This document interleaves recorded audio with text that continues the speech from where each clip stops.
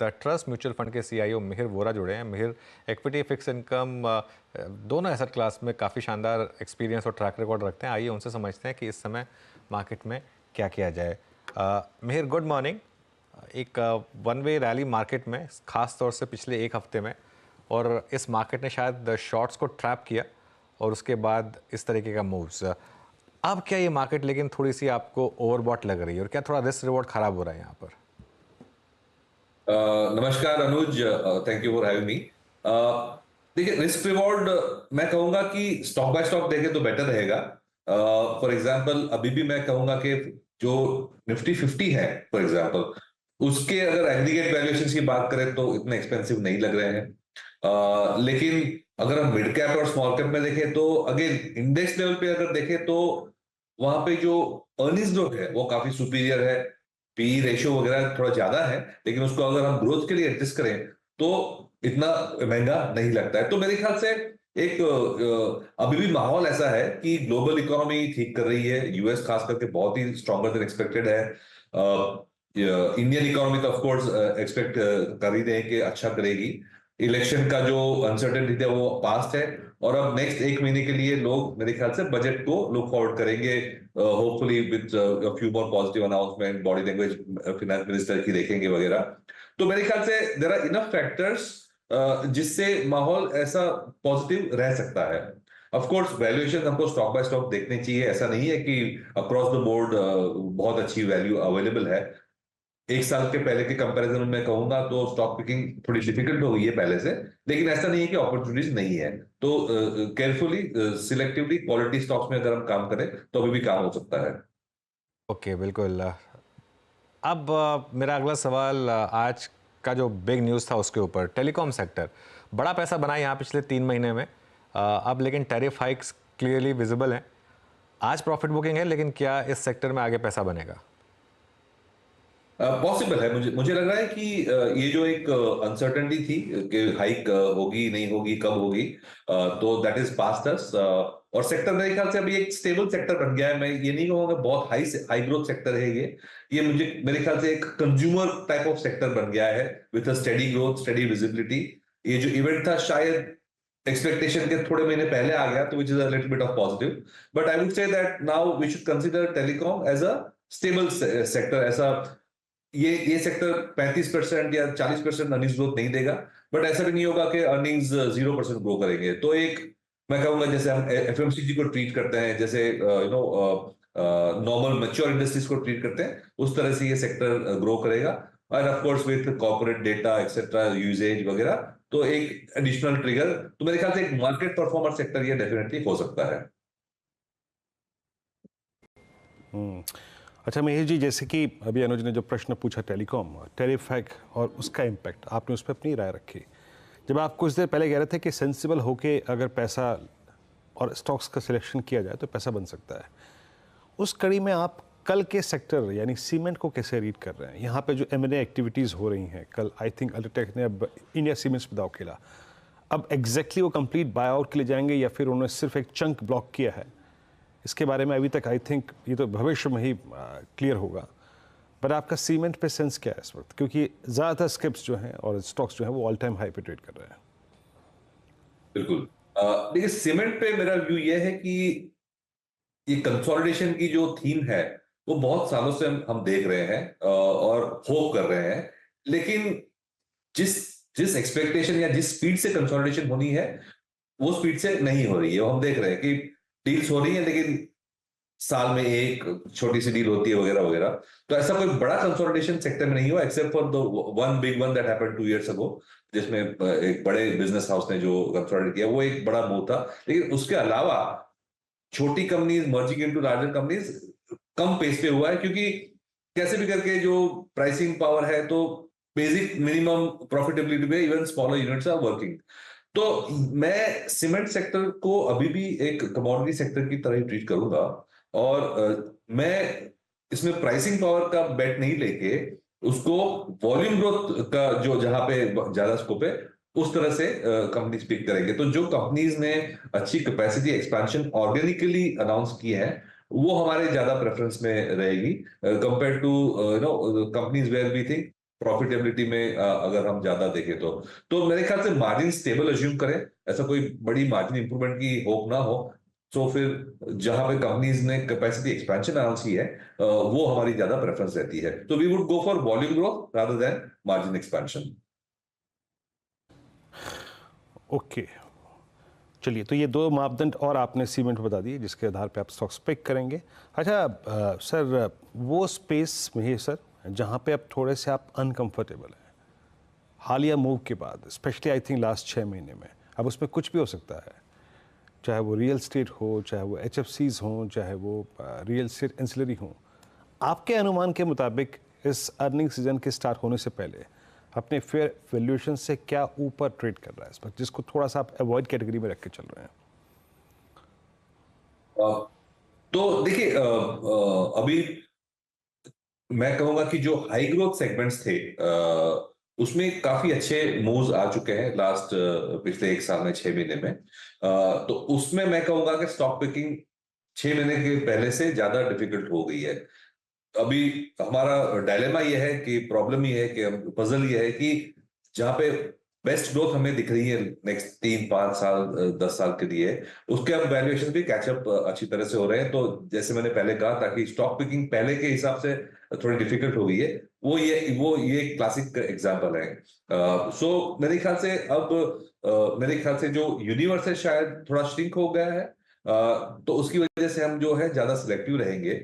So for example हमने देखा कि काफी सारे जो स्टॉक्स थे जो इंफ्रास्ट्रक्चर लिंक थे, कैपिटल गुड्स लिंक थे, उसमें एक बड़ी रन आई है, तो उसमें अभी ज्यादा सिलेक्टिव होने का स्कोप है। बट वही सेक्टर में अगर हम देखें कि कंस्ट्रक्शन वगैरह जो सेगमेंट्स है उसमें वैल्यूएशंस अभी भी रीजनेबली एक्सपेंसिव है, तो maybe we can focus within the infrastructure theme also, there are different ways we can focus. Outsourcing की जो थीम है इंडिया से, एक्सपोर्ट्स, आउटसोर्सिंग, इंडिजिनाइजेशन, वो थीम मेरे ख्याल से अभी भी इतनी एक्सपेंसिव नहीं हुई है क्योंकि वहां पे पोटेंशियल बहुत ज्यादा है। तो वहां पे आज के पी या FY25 FY26 के प्राइस टू अर्निंग रेशियो अगर हाई भी दिखते हैं तो हम उसको लुक थ्रू करके बियॉन्ड देखने की कोशिश करेंगे। तो उसमें हम एक्सपेंसिव जो है वैल्यूएशंस, करंट वैल्यूएशंस के हिसाब से, करंट ईयर के हिसाब से, उसको हम इग्नोर करके लॉन्गर टर्म व्यू लेके चल सकते हैं। मैं कॉशियस रहूंगा सेगमेंट्स जहां पे, या तो एक वॉच लिस्ट पे रहूंगा सेगमेंट्स जहां पे विजिबिलिटी ऑफ ग्रोथ इतनी क्लियर नहीं है। फॉर एग्जांपल हमने FMCG की बात की, तो मॉनसून की अनसर्टेनिटी चल रही है और अभी भी ऐसे कोई बड़े आसार नहीं है कि वॉल्यूम ग्रोथ आ रही है। ये ये ये सेगमेंट काफी टाइम से अंडर परफॉर्म किया है, तो रिलेटिव वैल्यूएशंस में अब अट्रैक्टिव हो गया है, लेकिन जो ट्रिगर होना चाहिए उसकी हम वेट कर रहे हैं। तो FMCG है, ग्लोबल कमोडिटीज हैं, एनर्जी स्टॉक्स हैं, मार्केटिंग, ऑयल मार्केटिंग वगैरह है, जो ग्लोबली लिंक सेक्टर्स हैं, और यहाँ पे लोकल सेक्टर्स है जहां पे लोअर एंड कंजम्पशन में पिकअप की वेट करना है, वो सेक्टर्स हम ऑब्जर्वेशन रखेंगे, थोड़े कॉशियस रहेंगे, ट्रिगर्स की वेट करेंगे उसके, न कि हम वैल्यू बाइंग करें उसमें। अगर वैल्यू तो है ही, लेकिन एक अर्निंग्स विजिबिलिटी आ जाए उसके बाद हम उसको देखेंगे। मेहर जी, अब कुछ ही दिनों में हम अर्निंग सीजन में आ जाएंगे और IT obviously the first of the block. Large cap IT ने ठीक ठाक प्रदर्शन किया है पिछले कुछ टाइम में, एटलीस्ट स्टॉक वाइज, भले ही फाइनेंशियल परफॉर्मेंस उतनी अच्छी ना रही हो। अब यहाँ पर क्या व्यू बन रहा है आपका? देखिए IT में व्यू वही है कि जो plane vanilla commodity IT companies है उसमें विजिबिलिटी 5 से 10% से ज्यादा ग्रोथ की तो नहीं दिख रही है। मोस्ट ऑफ द कंपनीज ने गाइड किया है सिंगल डिजिट में या तो very low double digit kind of expectations है। तो IT में हमारा प्रेफरेंस अभी भी मोस्टली मिड कैप और सिलेक्टिव बिजनेस मॉडल्स पे है rather than the big brush. हाँ, लास्ट 1 महीने में जो हमने एक अप मूव देखा है, एक तरह से हम कह सकते हैं यूएस मार्केट की तेजी की वजह से थोड़ा पिकअप तो होता ही है, क्योंकि सारे कस्टमर्स, मेजॉरिटी कस्टमर्स जो हैं वो यूएस के हैं। तो एक रीजन वो है कि यूएस मार्केट नैस्डैक चला है, तो एक कैचअप ट्रेड होगा। और दूसरा, हमारा भी मार्केट, बाकी सब सेक्टर्स चले तो थोड़ा कैचअप वैल्यूएशन में वहां भी हुआ है। लेकिन अब हमें देखना पड़ेगा कि एक्चुअल गाइडेंस में, एक्चुअल रिजल्ट्स में कोई इंप्रूवमेंट आया है कि नहीं। पिछले 2-3 क्वार्टर्स हम देखें तो ऐसी कोई इंडिकेशन नहीं है कि बड़ी ऑर्डर बुक में एक पुश मिला है या कॉर्पोरेट स्पेंडिंग में कोई चेंज आया है। तो बिजनेस एज यूजुअल है, ये मैं कहूंगा एक steady medium growth kind of sector रहेगा। बट मिड कैप्स में स्टॉक स्पेसिफिक अगर हम देखें तो देयर आर कंपनीज जो अपनी अपनी नीश में अच्छा कर रही हैं, तो हमारा फोकस ज्यादा वहीं रहता है। लार्ज कैप आईटी कंपनीज में हम अभी भी अंडरवेट हैं। ओके, लार्ज कैप में भी अंडरवेट हैं। ऑटोमोबाइल में बहुत शानदार मूव्स आए हैं मेहर जी। चाहे कोई भी पॉकेट हो, two wheeler, four wheeler, commercial vehicle, यहाँ पर क्या अभी आपके पोर्टफोलियो में स्टॉक्स हैं और क्या ऐड कर रहे हैं आप यहाँ पर? ऑटोमोबाइल्स में हमारा पोजीशन ओवरवेट रहा है अभी तक, तो पिछले 2-3 महीने से, क्योंकि हमारे फंड की लाइफ ही उतनी थी। लेकिन अब हम मुझे लग रहा है वेट एंड वॉच करना बेटर रहेगा, तो हम ऐड नहीं कर रहे पोजीशंस को। एंड जो ऑटो है और ऑटो एंसिलरी स्टॉक्स हैं उसको हम मेंटेन कर रहे हैं। अभी भी पोजीशन तो ओवरवेट है, लेकिन उससे ज्यादा ओवरवेट जाने की हम कोशिश नहीं कर रहे हैं। वी विल सी के मॉनसून का जो प्रोग्रेस है खास करके उसकी क्या इम्पैक्ट आती है। देर आर सम इंडिकेशंस के सम पॉकेट्स, फॉर एग्जांपल कार वगैरह में थोड़ी इन्वेंट्री बिल्डअप हो रही है, तो वो सब एक हम वेट एंड वॉच एटीट्यूड ले रहे हैं। अभी भी पोजीशन तो ओवरवेट है, लेकिन वेट एंड वॉच कर रहे हैं। अच्छा महेश सर, ये कमोडिटीज़ में आपका इंटरेस्ट कितना है इस वक्त, और स्पेशली ये जो केमिकल स्पेस में मूव आने शुरू हुए थे, specially I think second half of June में, आपने कुछ गौर फरमाया उसमें? आपका इंटरेस्ट है इस वक्त? कुछ एडिशन किया है आप लोगों ने यहाँ पर? जो कमोडिटीज में हम ग्लोबल कमोडिटीज को छोड़ दें, जैसे हमने बात किया global commodities, metals, oil and gas, वहां तो हम अंडरवेट ही हैं। जो स्पेशलिटी केमिकल्स और केमिकल आउटसोर्सिंग मैन्युफैक्चरिंग वाली जो थीम्स हैं, उसमें मैं स्ट्रक्चरली तो पॉजिटिव हूँ। हम लोग बस यही टाइम करने की कोशिश कर रहे हैं कि जो चाइना की ओवरहैंग थी वो अब कम हो रही है कि नहीं। क्योंकि ये सेक्टर में स्पेशलिटी केमिकल्स में हम अगेन मार्जिन इंप्रूवमेंट का प्ले नहीं करेंगे, हम वॉल्यूम इंप्रूवमेंट का प्ले करेंगे। क्योंकि पिछले 4 साल में, 3 साल में काफी सारी मिड कैप और large cap companies in the speciality chemical space ने अच्छे अच्छे वॉल्यूम एक्सपेंशन अनाउंस किए हैं। तो जो जैसे जैसे वो कैपेसिटीज ऑनलाइन आएंगी, we will see top line growth, we will see bottom line growth. तो जहां जहां हम कैपेसिटी एक्सपेंशन देखेंगे वहां हमारी प्रेफरेंस रहेगी। और मैंने देयर आर मेनी कंपनीज जिन्होंने काफी अच्छी कैपेसिटीज बढ़ाई हैं। उसमें एक ही रिस्क होता है कि जब कैपेसिटीज आती हैं तो स्टार्टिंग में फुल्ली यूटिलाइज नहीं होती है, तो थोड़े क्वार्टर्स एक मार्जिन का ड्रैग हो सकता है। तो वो सब कैलकुलेट करके एक बेटर टाइमिंग हो सकती है। बट अगर मैं 5 साल का व्यू लेके चलूं, 3 साल का व्यू लेके चलूं, तो काफी अच्छी कंपनीज हैं जिन्होंने अच्छी अच्छी कैपेसिटीज नो अनाउंस की है। तो ये सेगमेंट डेफिनेटली हम नेक्स्ट 2 to 4 क्वार्टर्स में हम हमारा एक्सपोजर इंक्रीज करेंगे इसमें।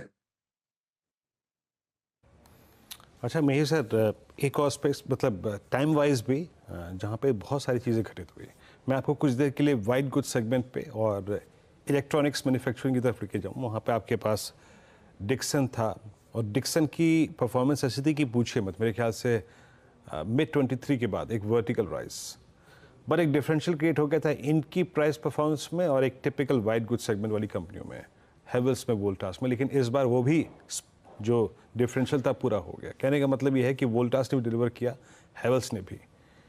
क्या यहाँ पे अब रीजनेबल प्रॉफिट्स बन चुके हैं आपके मुताबिक? क्या प्रॉफिट्स को कैश में कन्वर्ट करना चाहिए? सर्टनली। सो हमारी जो प्रेफरेंस है वो इलेक्ट्रॉनिक्स, मैन्युफैक्चरिंग एंड आउटसोर्सिंग पे ज्यादा है compare to the pure white good segment. Pure white good segment में क्या हुआ है कि जो समर थी वो काफी हार्श थी, और उसकी वजह से खास करके एयर कंडीशनिंग और रेफ्रिजरेशन वाले जो सेगमेंट्स थे उसमें डिमांड बेटर देन एक्सपेक्टेड आई थी, और थोड़ी पेंट अप डिमांड भी थी। तो मेरे ख्याल से ये एक summer kind of seasonal play था। हाँ, स्ट्रक्चरली हमारी पेनिट्रेशन तो कम ही है। एयर कंडीशनिंग हमारा जो पेनिट्रेशन है वो चाइना से कंपेयर करें या कोई भी डेवलपिंग मार्केट से कंपेयर करें तो पेनिट्रेशन तो कम ही है। तो लॉन्ग टर्म स्टोरी तो है ही, बट ये काफी कॉम्पिटिटिव सेगमेंट था, तो मार्जिन नहीं दिख रहे थे। ये समर में क्या हुआ कि सडनली इतनी ज्यादा डिमांड आ गई गर्मी की वजह से कि सबकी कैपेसिटीज बिक गई, और एक मार्जिन इंप्रूवमेंट भी शायद हमें देखेंगे। बट ये सस्टेन होगा और क्या रेट पे सस्टेन होगा वो हमें देखना है। बट हम इलेक्ट्रॉनिक मैन्युफैक्चरिंग और आउटसोर्सिंग की बात करें तो वहां तो the sky is the limit, क्योंकि न सिर्फ हम डोमेस्टिक सब्सटीट्यूशन की बात कर रहे हैं डिमांड की, लेकिन हम एक्सपोर्ट्स की भी बात कर रहे हैं। तो वहां तो मेरे ख्याल से जो प्रेफरेंस है वो लॉन्ग टर्म एक स्ट्रक्चरल कॉल लेके हम चल रहे हैं। तो जो मैन्युफैक्चरिंग वाले जो प्लेस हैं उसमें हमारा व्यू ज्यादा लॉन्ग टर्म है। जो डोमेस्टिक कंजम्पशन वाले प्लेस हैं उसमें हम मोर टैक्टिकल कॉल्स लेके चलते हैं।